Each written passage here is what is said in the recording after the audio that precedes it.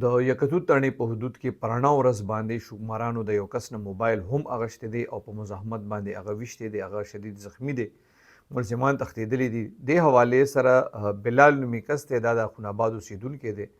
د ریپورټ درج کړی دی چې د جمعې مونځ وکړو او دغه رحمان بابا قبرستان سره موجود و.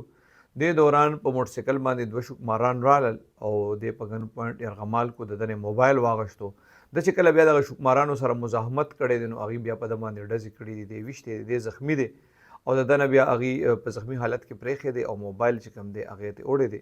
دغه ځای کې چې کوم خوشا کې خلک وایي بیا چې دا ډزو اواز اورېدلی دی ورغلي دي.